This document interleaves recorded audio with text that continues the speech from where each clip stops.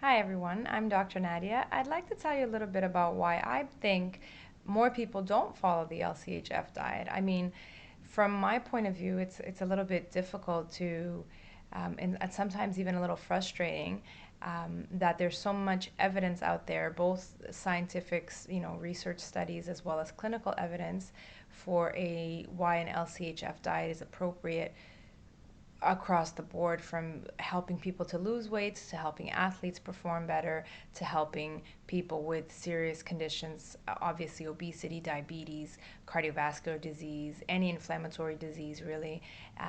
I could go on and on forever, but for now, I'd like to address the issue of why people don't naturally follow the LCHF diet today. And basically, this all narrows down to our immense fear of eating fat. So, for decades now, really, there's been a lot of propaganda, a lot of media coverage, as well as our own dietary guidelines. So, um, most doctors, especially in Canada, but really all over the world, most nutritionists, dietitians, as I've mentioned, follow our current dietary guideline. And what is our current dietary guideline? Basically, it states that the base of our diet should be grain based, which obviously includes um, cereals, rice, pasta, and the base of this, as you probably learned in school, our traditional food pyramid, we're at the very bottom of the pyramid, so the biggest portion of what we eat,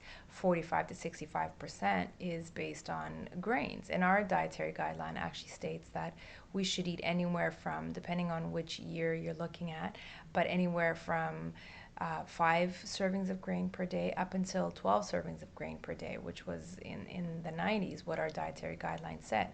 So, if you know anything about diet and the impact of um, carbs on our blood sugar and our insulin, you know that this is obviously going to have an impact on some health concerns. And this is where LCHF practitioners like myself have a really big issue with our current dietary guidelines. But besides this, our current dietary guidelines also focus a lot on low fat. So all over the guide, there are comments or warnings about consuming fat and consuming anything, whether it's a dairy product, meats, or even oil itself, to not consume any of these products that have a high fat content.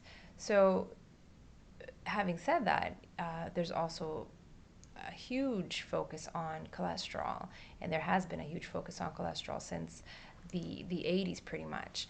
And I'm not going to get into right now where this issue came from, but I will touch on cholesterol a little bit later in another video.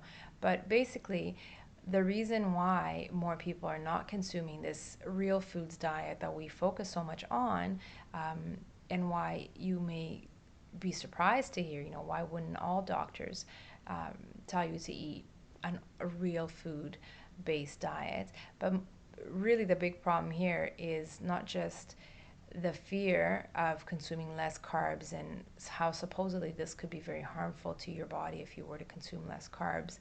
But the big fear is to eat fat. So when you look at a plate that has eggs, bacon, avocado, butter, probably the first thing that comes to your mind is heart attack. I would think that this is a very big visual that most people see. When I look at a plate that has these foods, I think real food. I think these are foods that are unprocessed. They basically come straight from the farm onto your plate, if that's at all possible.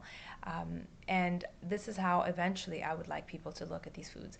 I realize it will take some time, quite some time, and I've written a blog about the fear of eating fat and where this actually came from, and the idea that people have that if you eat fat, you're going to get fat, become fat, and get obviously heart disease, when in fact, eating fat, saying that eating fat, and I am actually stealing this from another practitioner, but saying that eating fat will make you fat would be the same as saying that eating broccoli would make you green. It just doesn't make any sense. Physiologically, when we consume fat, our body doesn't store it as fat.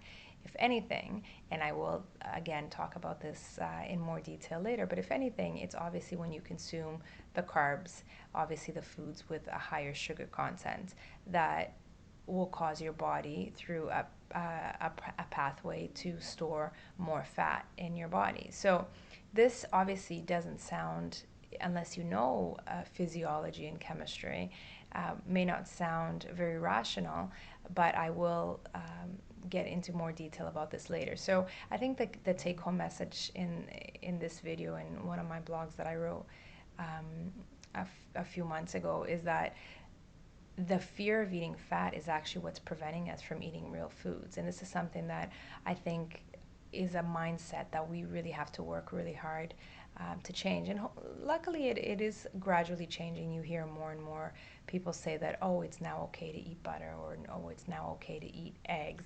It's really always been okay to eat butter and eggs. I mean, these are completely real, unprocessed foods, so they don't cause any harm today, and they never really have caused any harm.